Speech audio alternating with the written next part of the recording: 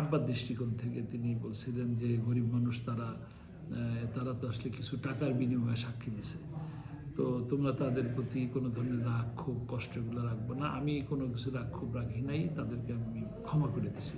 কিন্তু যারা ষড়যন্ত্র করছে, যারা ষড়যন্ত্র করলেন, রাষ্ট্রযন্ত্রকে ব্যবহার করলেন, কোর্ট একটা বিচারালয়কে ব্যবহার করলেন, বিশেষ করে আপনার আমাদের বাংলাদেশিদের সকলের আগামী যে বাংলাদেশিরা জন্ম নেবে এই দেশে, তাদের সকলে যারা এখনো আসে নাই পৃথিবীতে, তারাও যারা যখন বাংলাদেশি হিসাবে জন্ম নেবে, তাদের সব থেকে গৌরবের জায়গা হলো আমাদের 1971 সালের এই স্বাধীনতার বীরত্বগাথা ইতিহাস।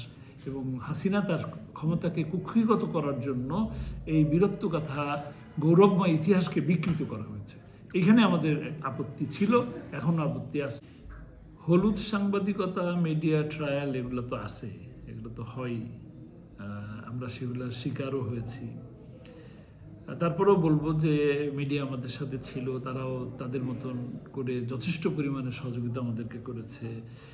যদি মিডিয়া আমাদেরকে সহযোগিতা না করত, একটা অংশ তো আমাদের বিরোধিতা করেছে, বা তারা মনে করে মিডিয়া ট্রায়াল করেছে, তারা চাচ্ছিল যে কোরআনের কথা বন্ধ হোক, আল্লামা সাঈদীর কণ্ঠটা স্তব্ধ হোক, এটা তারা চাচ্ছিল। যারা চাচ্ছিলেন না, তাদের মাধ্যমে তো স্কাইপ কেলেঙ্কারির বিষয়টা আসছে, জনগণের সামনে তারা প্রকাশ করছে। মিডিয়া আমাদেরকে এই সাক্ষীদেরকে যে নিয়ে ট্রেনিং করতেছিল, সেগুলোর বিষয়গুলো মিডিয়ায় তুলে আনছেন।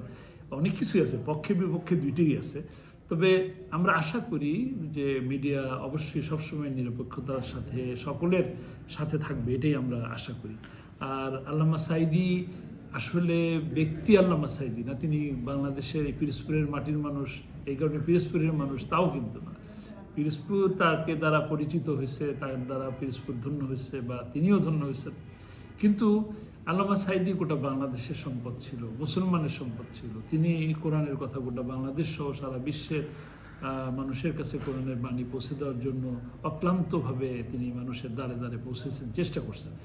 যেমন ময়দানে কথা বলেছেন, তেমনি কলেজ অডিটোরিয়ামে কথা বলেছেন, ঠিক তেমনি আবার বিশ্বের বড় বড় বিশ্ববিদ্যালয়গুলোতেও কোরআনের বাণী তিনি পৌঁছে দিয়েছেন।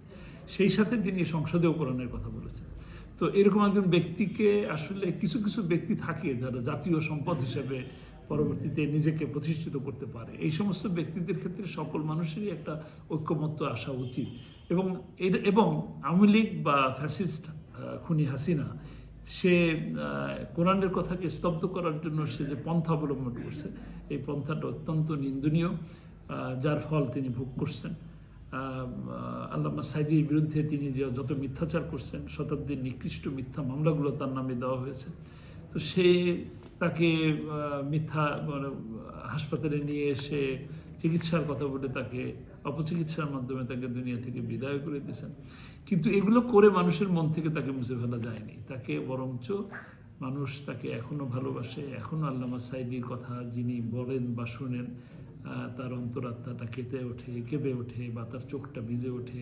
আমাদেরকে এখানে পেয়ে আমরা যখন এলাকায় মানুষের কাছে যাই, তখন তারা আমাদেরকে অত্যন্ত আগ্রহ ভরে, মায়া করে আমাদেরকে জড়িয়ে ধরে, চোখটা ভিজে ওঠে। হুজুরকে এরকমভাবে আপনি ধরতে পারতাম, এভাবে হুজুর আমাদেরকে জড়িয়ে ধরতেন, আপনারা এসে আমাদেরকে এইভাবে জড়িয়ে ধরেন বা ভালোবাসেন, আপনারা আমাদের পাশে থাকেন, ইনশাআল্লাহ আমরাও আপনাদের পাশে আছি। এই কথাগুলো আমরা শুনি, প্রায়শই শুনি। কোনো কারণ ছাড়াও অনেক মানুষ এমনিতেও ভালোবাসার টানে আসে। আপনারা তো এই মাগরিবের আগে আসলেন, আপনারা দেখতে পেলেন যে এখানে এই মাগরিবের আগ মুহূর্তে আজকের এই দিনে, আজকে শনিবার, আজকে মনে করেন যে মাগরিবের সময় যশোর থেকে লোক আসছে, পাবনা থেকে লোক আসছে, কুষ্টিয়া থেকে লোক আসছে, এখানে এসে তারা জিয়ারত করে গেল। জুম্মার দিনগুলোতে আরও বেশি মানুষ আসে, তারা এসে এখানে দোয়া করে যায়। এইটা হলো ভালোবাসা, কোরআনের ভালোবাসা আল্লামা সাঈদীর প্রতি। যে 11-12 জন যারা সাক্ষী দিছিলেন, তারা তো আসলে গরিব মানুষ। আব্বার দৃষ্টিকোণ থেকে তিনি বলছিলেন যে গরিব মানুষ তারা তো আসলে কিছু টাকার বিনিময়ে সাক্ষী দিছে, তো তোমরা তাদের প্রতি কোনো ধরনের রাগ ক্ষোভ কষ্ট এগুলো রাখবো না। আমি কোনো কিছু রাগ ক্ষোভ রাখি নাই, তাদেরকে আমি ক্ষমা করে দিছি। কিন্তু যারা ষড়যন্ত্র করছে, যারা ষড়যন্ত্র করলেন, রাষ্ট্রযন্ত্রকে ব্যবহার করলেন, কোর্ট একটা বিচারালয়কে ব্যবহার করলেন, বিশেষ করে আমাদের বাংলাদেশিদের সকলের আগামী যে বাংলাদেশিরা জন্ম নেবে এই দেশে, তাদের সকলে যারা এখনো আসে নাই পৃথিবীতে, তারাও যারা যখন বাংলাদেশি হিসাবে জন্ম নেবে তাদের সবথেকে গৌরবের জায়গা হলো আমাদের 1971 সালের এই স্বাধীনতার বীরত্বগাথা ইতিহাস। এবং হাসিনা তার ক্ষমতাকে কুক্ষিগত করার জন্য এই বীরত্বগাথা গৌরবময় ইতিহাসকে বিকৃত করা হয়েছে। এখানে আমাদের আপত্তি ছিল। এখন আগামীতে আশা করি একটি সরকার আসবে যারা সঠিক ইতিহাসকে তুলে ধরবে এবং নিরপরাধ মানুষগুলোকে বেকসুর খালাস দিয়ে, যারা ফাঁসির রশিও দিয়েছেন যাদেরকে, তাদের বিরুদ্ধেও যেন এই রায় আসে যে তারা নিরপরাধ ছিলেন। এই কথাটা এটা আমি দাবি রাখি যে তারা নিরপরাধ ছিলেন, এই কথাটা যেন কোর্ট থেকে আবার একবার আসে। আমরা লক্ষ্য করছি যে যারা এদেশে ইসলামকে চায় না, তারা জামাতে ইসলামকে একটাভাবে অপদস্থ করতে চায়, সেটি হচ্ছে এই 30 লক্ষ মানুষকে নিহত করা হয়েছে এবং এর পিছনে জামাতে ইসলাম ছিল। এই প্রসঙ্গে আপনার বক্তব্য কি?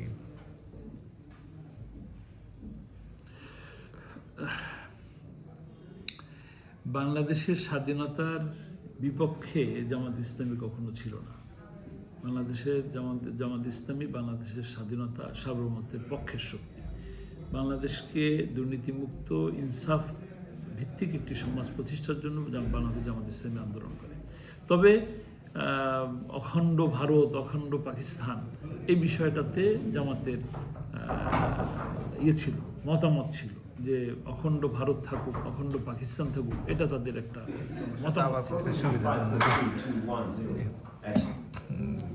আসলে ইসলাম বিরোধীরা জামাত ইসলামকে টার্গেট করে বলে যে আমরা ইসলামের বিরোধী না, জামাত ইসলামের বিরোধী, তারা স্বাধীনতা যুদ্ধে এতগুলো মানুষ হত্যার সাথে জড়িত, এই কথা বলে নতুন প্রজন্মকে সত্যি নতুন প্রজন্মকে মিসগাইড করা হয়েছে এবং এটা তারা সাকসেসফুলি করেছেও। আগামীতে তারা যদি এইভাবে করতে থাকে তাহলে আমাদের পরিণতি কোথায় হবে আমরা জানি। এই বিষয়ে আপনার বক্তব্য কি? সাকসেসফুলি শব্দের সাথে তো আমি একটু দ্বিমত পোষণ করছি যে যদি সাকসেসফুলি হতো তাহলে আমাদের যে জুলাই আগস্ট যে বিপ্লব হলো, এই বিপ্লবের সকল মানুষ একসাথে বলতে পারতো না যে আমি কে, তুমি কে, কি, এরপরে কি যেন আমি কে, তুমি কে, রাজাকার রাজাকার, কে বলেছে স্বৈরাচার স্বৈরাচার। তার মানে রাজাকারের যে ব্যাখ্যাটা, বয়ানটা যে চলছে, এই বয়ানটা মানুষ এখন আর চায় না, 1 নম্বর। 2 নম্বর হলো রাজাকার যে বিষয়টা আছে, রাজাকার এইটা হলো একটি পাকিস্তান সরকারের একটি বেতনভুক্ত দল, যারা তাদের কাছ থেকে সহায়তা নিচ্ছে, ড্রেস পাইছে, সেই ড্রেস নিয়ে তারা থাকছে। এটা সত্য যে রাজাকার বলে জামাত ইসলামীকে বা ইসলামকে মানুষের কাছে, মানুষের থেকে দূরে রাখার জন্য জামাত ইসলামীকে এটাকে ট্যাগ করা হয়। জামাত ইসলামীর মানুষজন যেহেতু ইসলামী রাজনীতি করে, ধর্মীয় রাজনীতি করে, এই কারণে তাদেরকে ওই রাজাকার হিসাবে তাদেরকে ট্রিট করে, বাংলাদেশের মানুষ যেহেতু বাংলাদেশের স্বাধীনতার প্রতি এক ধরনের সম্মান মর্যাদা দিয়ে থাকে, এই কারণে তাদেরকে এইভাবে ট্যাগ করা হয়। সেই ক্ষেত্রে এবার একটা বিষয় হলো, এখানে একটা বিষয় হলো যে জামাত ইসলামী, দেখেন, জামাত ইসলামী যদি পাকিস্তানি দেশ সঙ্গসাথী হতো তাহলে কিন্তু জামাত ইসলামীর নেতৃবৃন্দরা পাকিস্তানে ব্যবসা বাণিজ্য, ঘর বাড়ি, বা এই যে গত 16-17 বছর ধরে যে নির্যাতনের শিকার হয়েছে, এই সময় পালায় পাকিস্তানে যেত। যেমনভাবে আমরা দেখলাম যে বিপ্লব, এই যে 24-এর যে বিপ্লব হলো, এই বিপ্লবের মধ্যে যাদের বিরুদ্ধে হলো, আওয়ামী লীগের বিরুদ্ধে হলো, তারা কিন্তু সকলেই ভারতে পালায় গেল। এখন আমরা কি বলবো তারা ভারতীয় রাজাকার ছিল বা আমরা ভারতীয় দালাল ছিল, কি আমরা বলবো? এখানে বিষয় হলো যে জামাত ইসলামী পাকিস্তানের সমর্থন নিয়ে চলে নাই, বরঞ্চ জামাত ইসলামী বাংলাদেশকে ভালোবেসেছে। বাংলাদেশের অখণ্ডতা, বাংলাদেশের স্বাধীনতা, বাংলাদেশের সার্বভৌমত্বের জন্য তারা সর্বাত্মক প্রচেষ্টা চালিয়ে যায় এবং বাংলাদেশে ইনসাফ প্রতিষ্ঠা হোক, সেটি জামাত ইসলামী গত 54-55 বছর ধরে চেয়ে আসছে।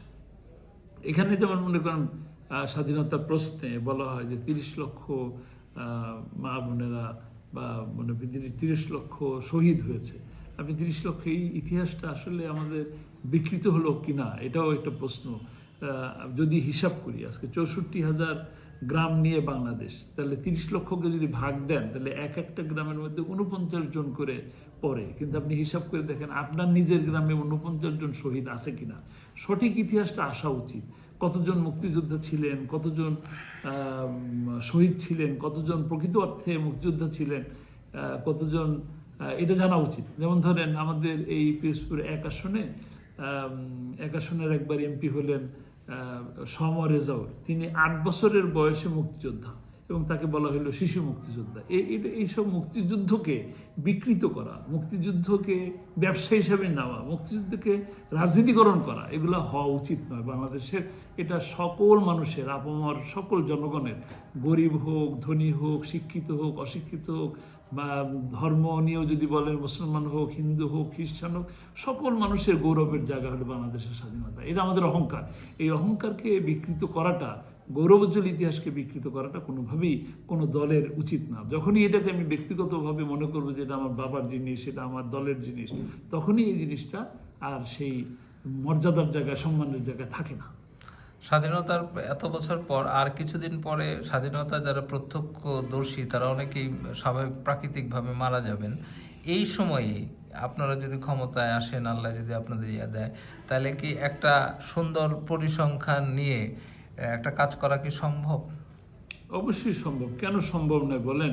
আপনার 500 বছর পরের কথাও তো এখন নতুন করে আসতেছে, সুন্দর করে লিপিবদ্ধ হচ্ছে। আর এটা তো সাক্ষী তো আছে, সাক্ষী নাই যে তা না। আপনার 5 বছরের মধ্যে সকল মুক্তিযোদ্ধারাই দুনিয়া থেকে চলে যাবেন, ব্যাপারটা এরকমও না। আবার অনেকে আছে, অনেক মেধাশক্তি ব্যক্তি আছে যারা মুক্তিযোদ্ধা ছিলেন না, আবার তারা বয়সও অল্প ছিল, কিন্তু তাদের স্মৃতি অত্যন্ত প্রখর, তারাও অনেকে এই বিষয়ে কথা বলতে পারে। এখন কথা আমরা উদ্যোগী কিনা, আমরা এরকম একটা কাজ হাতে নেব কিনা।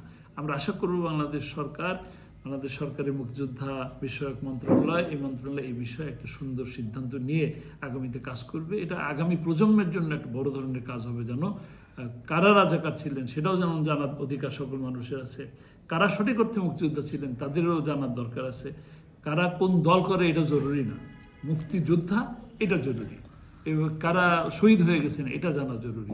আবার সেই একইভাবে আমি বলবো 24-এর যে বিপ্লব হলো, জুলাই বিপ্লব, এই জুলাই বিপ্লবে যারা শহীদ হয়েছেন তাদেরও একটা ইতিহাস তৈরি হওয়া, সরকারিভাবে স্বীকৃতি নিয়ে সেই ইতিহাসকে তুলে ধরা, মানুষ যেন জানতে পারে।